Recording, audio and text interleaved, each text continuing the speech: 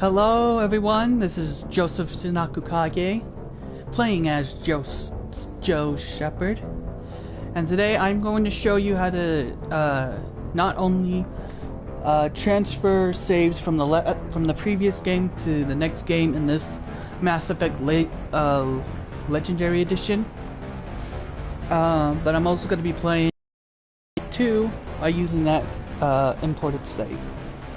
Now, many people want to know, hey, can we still transfer saves? Yes, you can, and it's much easier this time because you don't need a silly program to transfer your save and have it imported from one game to the next. Okay, so I'm going to show you how to do that, and then I'm going to play Mass Effect 2. So pay close attention, okay? Over here, I have already finished Mass Effect 1. Now I'm gonna play Mass Effect 2.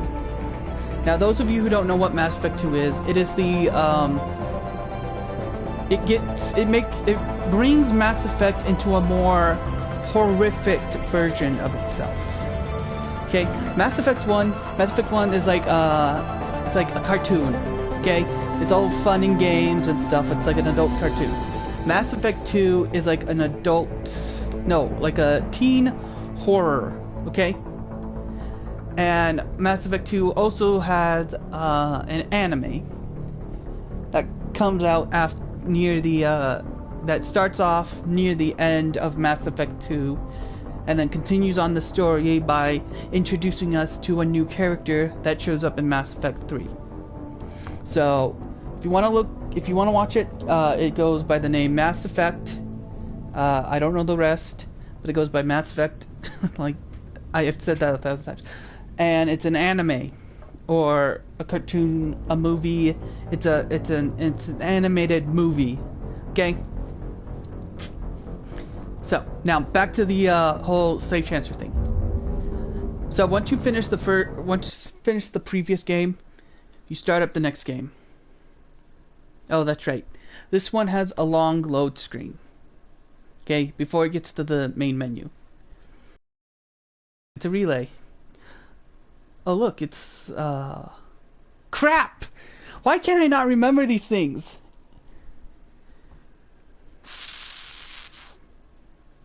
The Normandy. There it is. The Normandy. God, my brain. I hate my brain. Sorry. Now, as you can see, it's taken on a more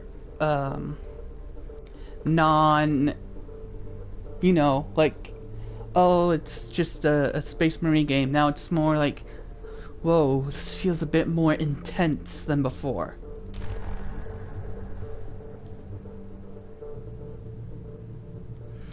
Alright, now listen up closely, because this is where the save thing comes in, okay? First off, you got 3 choices. Extras and new game. And like before, extras has an options menu. Anyways, now, new game. You click yes.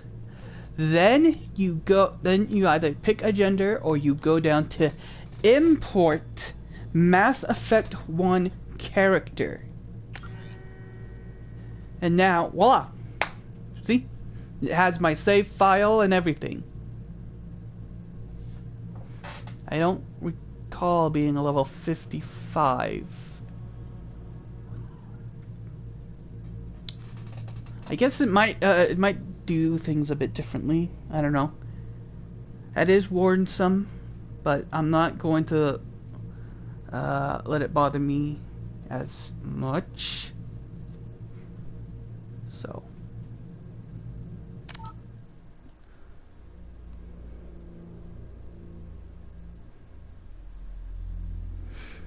I'm actually crossing my fingers here, hoping that I actually did the right thing that I wanted it to do. Alright, I'm gonna do the normal difficulty again. I'm not gonna let it auto level up. Subtitles will be on. Squad power usage will be on. Autosave will be on.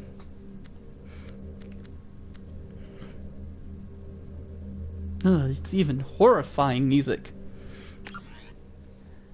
Alright. What the?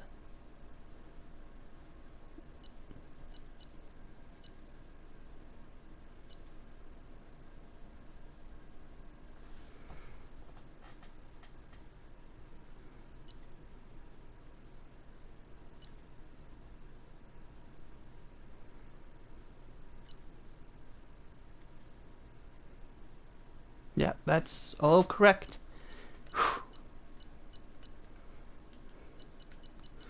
Hey, why did it not talk about the other stuff?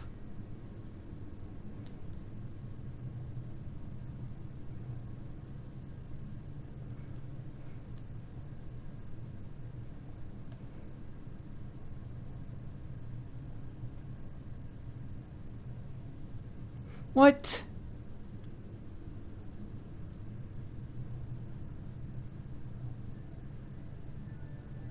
Shepard did everything right. More than we could have hoped for. Commander Shepard uncovered the truth. And still, it's not enough. We're at war. No one wants to admit it, but humanity is under attack. But they're sending him to fight Geth. Geth. We both know they're not the real threat. The Reapers are still out there.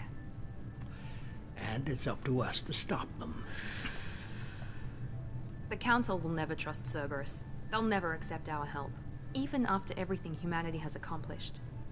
But Shepard, they'll follow him.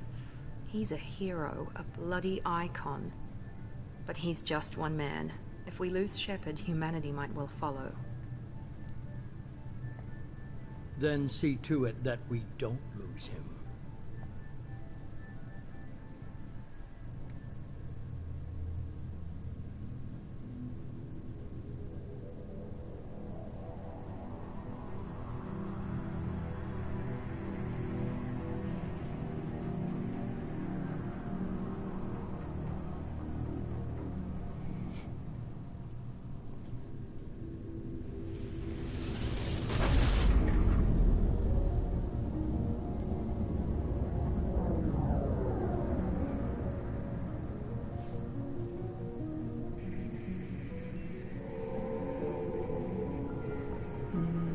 Disengaging FTL drives.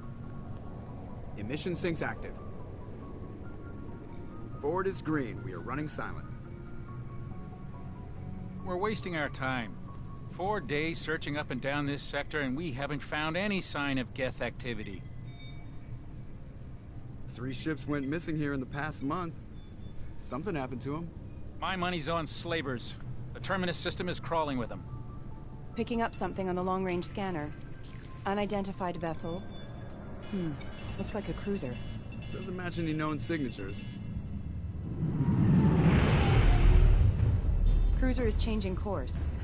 Now on intercept trajectory. Can't be. Stealth systems are engaged. There's no way a Geth ship could possibly... It's not the Geth. Brace for evasive maneuvers!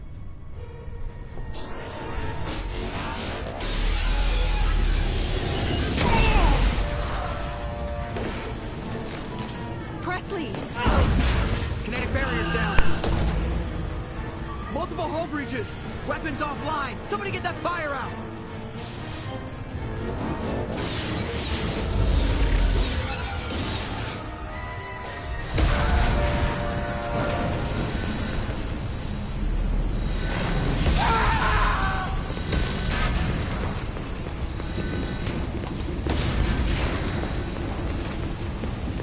Shepard!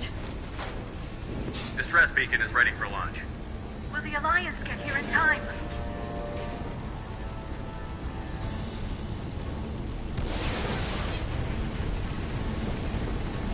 The Alliance won't abandon us. We just need to hold on. Get everyone onto the escape shuttle. Joker's still in the cockpit. He won't evacuate. I'm not leaving either. I need you to get the crew onto the evac shuttle. I'll take care of Joker. Shepard! Liara, go. Now. Aye, aye.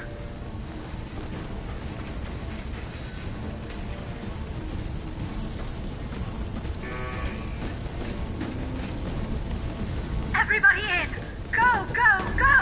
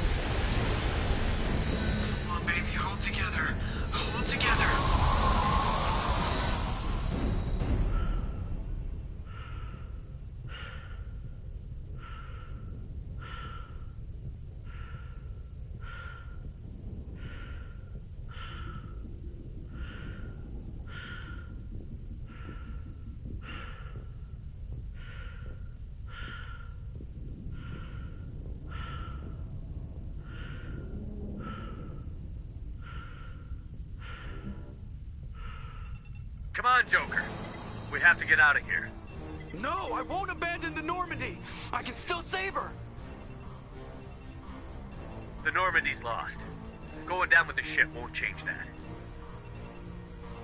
Yeah, okay. Help me up.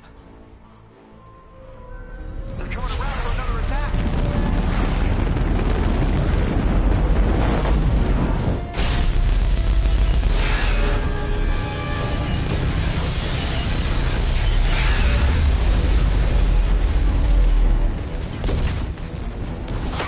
Watch the arm.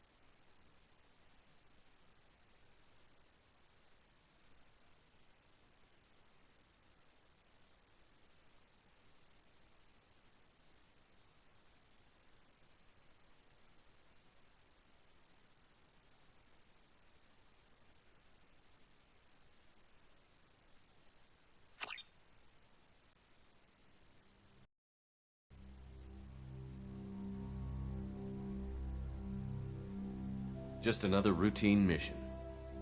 Why do they always say that before a mission? Of course it's routine. You haven't done anything yet. It's everything that happens along the way. The choices you make, the paths you choose, that turn the routine into anything but. Of course, that's how it started. A routine mission, answering a distress call. And look where that got me. We were testing out the Normandy, Captain Anderson's new ship, when the distress call came in. An Alliance patrol on Eden Prime had been attacked. They'd seen something they couldn't explain. And whatever it was massive. I hit the ground with my lieutenant, Caden Olenko. A good kid, loyal, by the book, with a talent for biotics. We came across the lone survivor of the patrol, Gunnery Chief Ashley Williams. A soldier to the core. Tough, disciplined, ready to take on whatever came her way. Ashley joined up with us and took us to the spot where she lost her squad. That's when we saw it. The ship. Like nothing I'd ever seen. It was massive, scorching the colony and everything around it as it blasted away.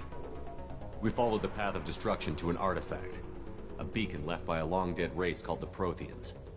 The colony had dug it up, and whoever attacked them had tried to take it. Chief Williams made the mistake of getting too close. It hit her with some type of energy. I grabbed her and threw her out of the way.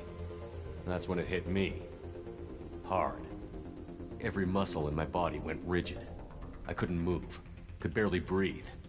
Everything went black. And then I saw something. A vision. Dream. A nightmare. By the time I woke up, we were halfway to the Citadel on our way to meet the Council. I was expected to explain what I'd seen. Anderson came along. So did Adina, our political representative on the Citadel. With those two heavyweights, it seemed reasonable we could persuade the Council that the ship we'd seen was a potential threat. As was the individual behind the attacks. The main suspect for the Eden Prime massacre was a Turian Spectre named Saren. He'd been seen by one of the survivors from the colony at Eden Prime, and there was some evidence to suggest that the ship was connected to Saren. But even Udina's pointed accusations weren't enough to convince the Council. They just couldn't believe one of their chosen elite Spectres could be guilty of something like that. They needed proof, which meant I needed proof. Fortunately, I wasn't alone in my search. Garrus, another Turian, wanted to help. A top agent for Citadel Security. Despite orders from his superiors that he shouldn't get involved, he told me he was suspicious of Saren, and he had some useful leads. More importantly, he was willing to share them. That led me to Rex, the biggest, nastiest-looking Krogan bounty hunter I'd ever seen. He turned out to be more than just a brute. It was his intel that led to a fugitive with incriminating evidence on Saren. The fugitive turned out to be an energetic little Quarian named Tali. A tech expert with a knack for hacking, she'd procured some information on Saren. Evidence that proved Saren was dirty. Tali's evidence proved that Saren was responsible for the massacre on Eden Prime, and that the immense warship we'd spotted was in fact Saren's flagship. But it went much further. Saren was trying to find a way to bring back a race of sentient machines from dark space. Machines allegedly responsible for cleansing the galaxy of all organic life.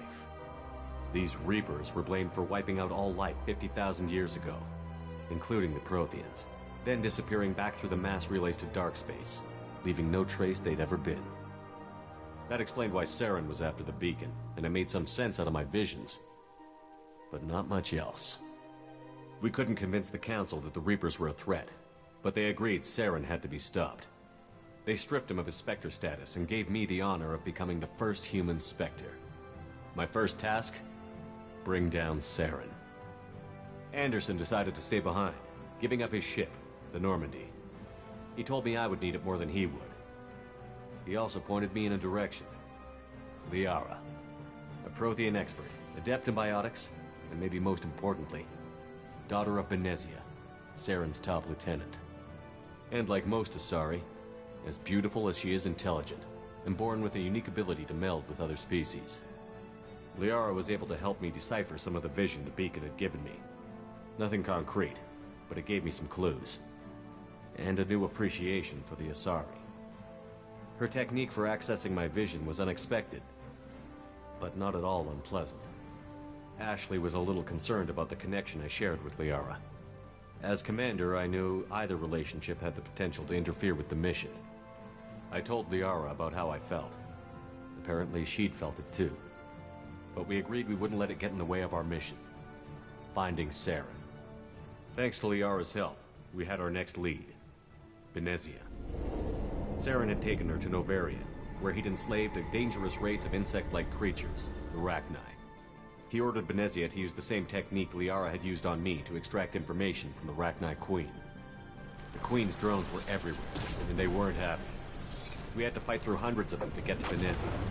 By the time we arrived, Saren was gone. With the information.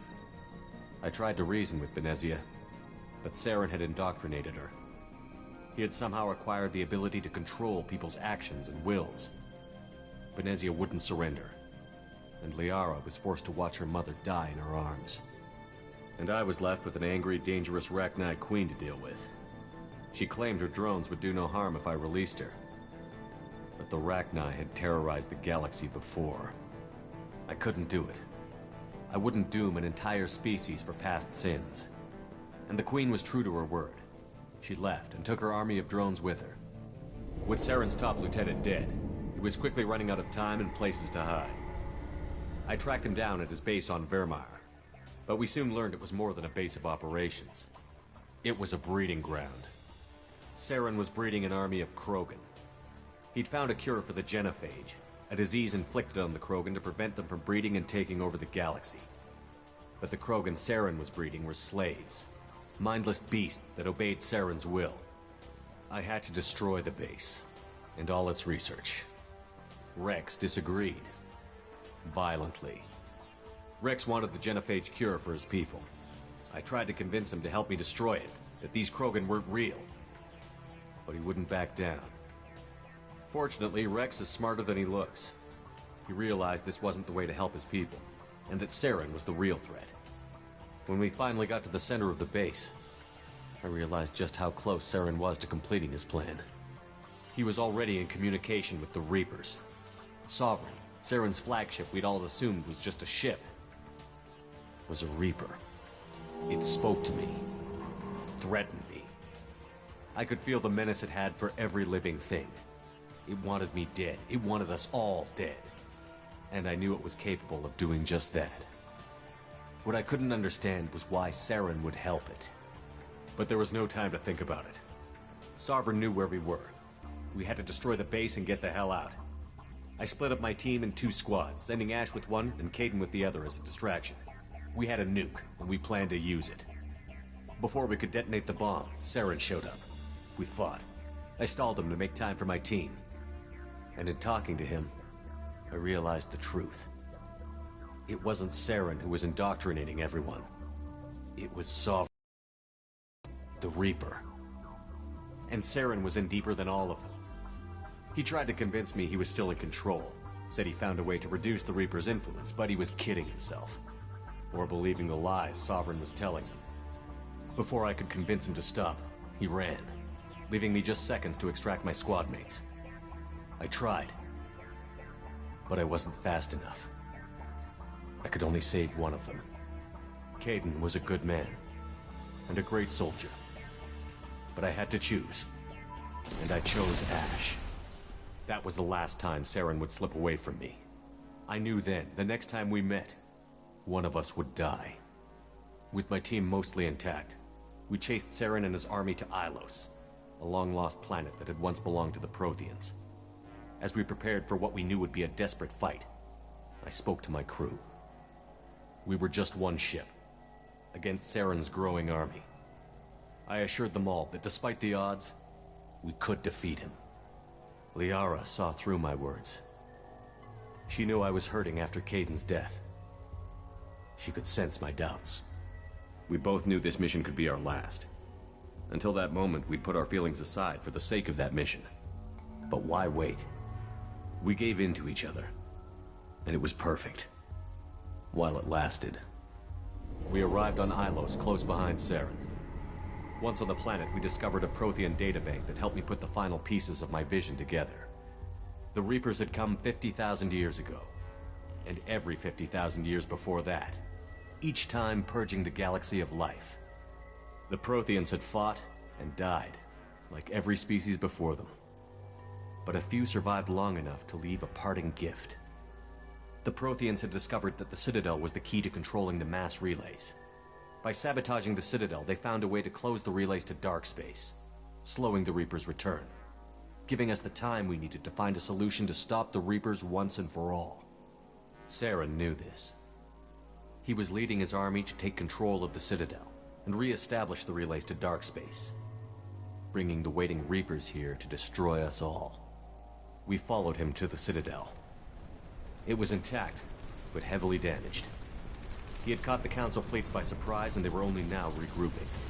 And with Sovereign as his flagship, there was little hope the fleets could counterattack with enough strength to take back the Citadel. But Saren was done running, and I was done chasing him. As the Alliance and Citadel fleets battled Saren's army outside, I cornered the Turian bastard in the Citadel tower and confronted him. He died believing that the Reapers would save him. As I fought to regain control of the Citadel, the Council's flagship, the Destiny Ascension, fell under attack. Despite Saren's death, Sovereign and Saren's army continued to fight. The Council was aboard the Destiny Ascension, and they were requesting assistance. But I knew in order to help them, I would have to put our Human Alliance fleet in jeopardy. The Council had to be saved. They represented the hearts and minds of the galactic community. Without them, the fleets would be in disarray. Even with the Citadel back in my control, Saren defeated, and the Normandy leading the combined galactic fleet, the battle against Sovereign, a single Reaper, was relentless. It took the combined fleets of humanity and the other races, but in the end, Sovereign fell. But the costs were immense. While humanity's efforts in the war earned us our first seat on the Council, it was a hollow victory. The Reapers were still out there. I knew the fight was far from over, but as the one who'd led the fight against Saren, I was given new responsibilities. The choice of humanity's first counselor was left for me to decide. On the one hand, Udina, the lifetime politician. Ruthless and ambitious, he would easily navigate the political landmines that would soon be put in front of him. The other choice, Captain Anderson, the career soldier. Tough but fair, but a friend, and someone I could trust. Both great leaders in their own right. Anderson didn't want the job, which was a sure sign he'd be perfect for it. No ambition to get in the way. The war was over. The threat had passed. In time, the Council would rebuild itself. The Citadel could be repaired. Even the pain of lost friends would fade. But none of that mattered if the Reapers were still out there. And if they were all as powerful as Sovereign, we had to find a way to stop them. I had to find a way. I gathered my crew, took my ship, and went in search of answers. Officially, the Council would only say I was assigned to cleanup duty, rooting out any remnants of Saren's army. Just another routine mission.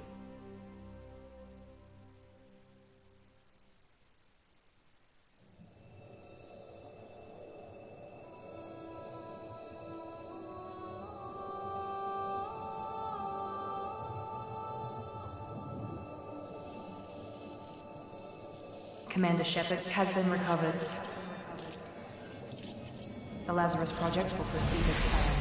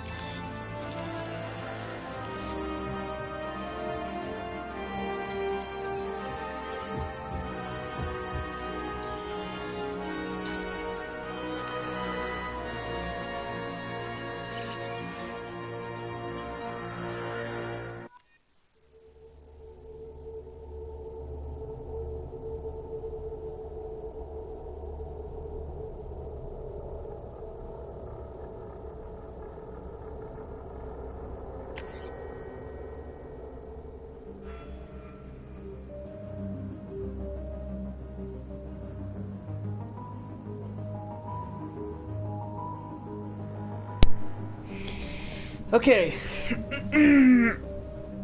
So here, this is what my face looked like imported. And honestly, I don't like it now. I mean, look at me. I look like I have no eyebrows anymore. What the hell? And did they shave me? My God, I had some stubbles right there. So yeah, this is where you get to either use the default or you can just customize the appearance again. And I'm gonna do that. I am not accepting whatever that was. Okay, let's see.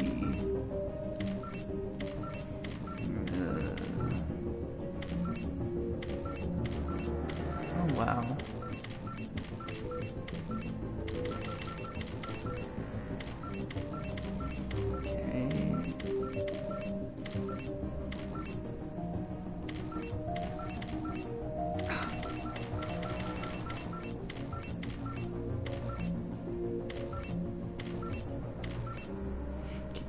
I'm gonna use this one as my starter. So let's see.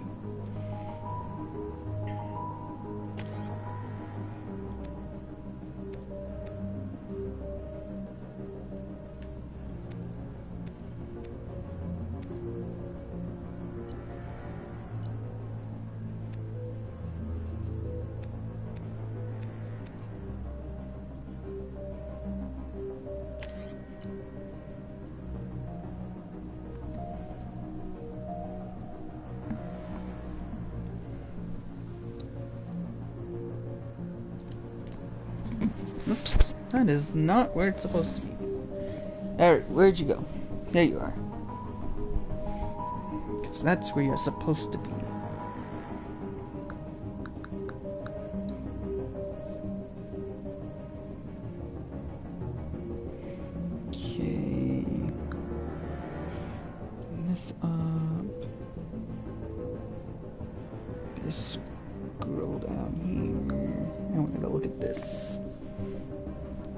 Alright.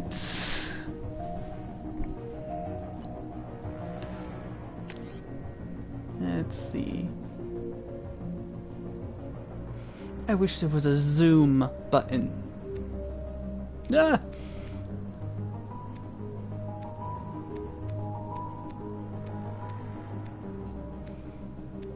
Not this again.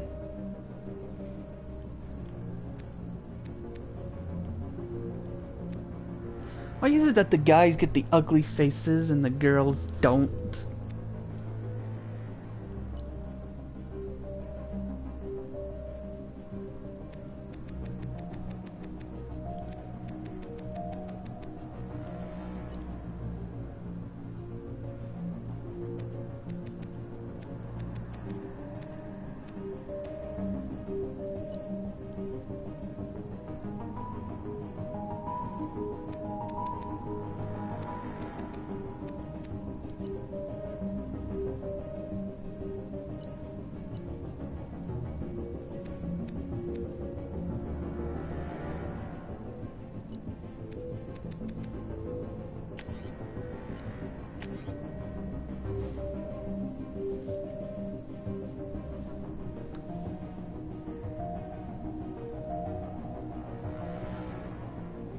Let's see, where is it? There you are.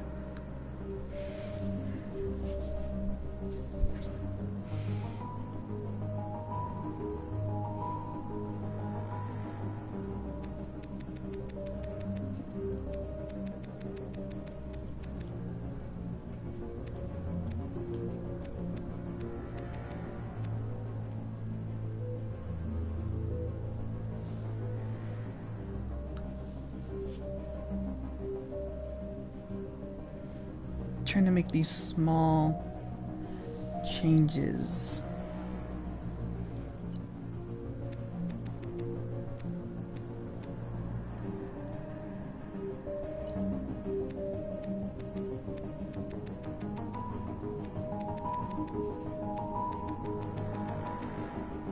Oh, that's reversed.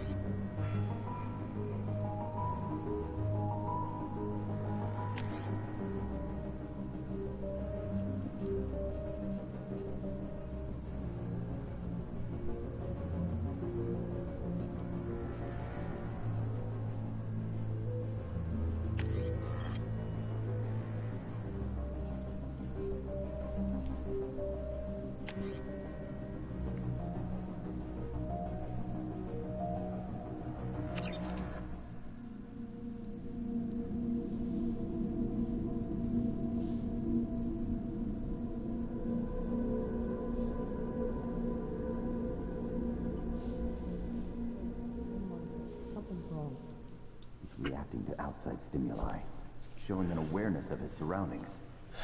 My God, Miranda, I think he's waking up.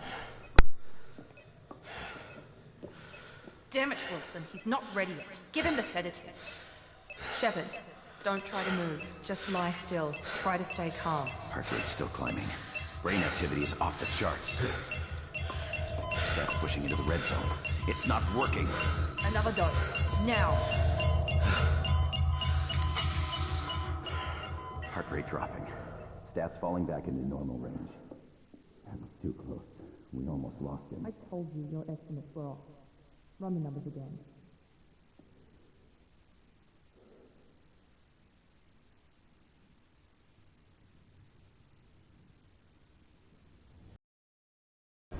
Wake up, Commander. Shepard, do you hear me? Get out of that bed now. This facility is under attack. Shepard, your scars aren't healed, but I need you to get moving. This facility is under attack. There's a pistol in the locker on the other side of the room. Hurry! Grab the pistol and armor from the locker. You don't have time to wait around, Shepard. Grab your weapon and armor. This pistol doesn't have a thermal clip. It's a med bay. We'll get you a clip from... Damn it! Those canisters by the door are going to blow. Keep your head down, Shepard. Shield yourself from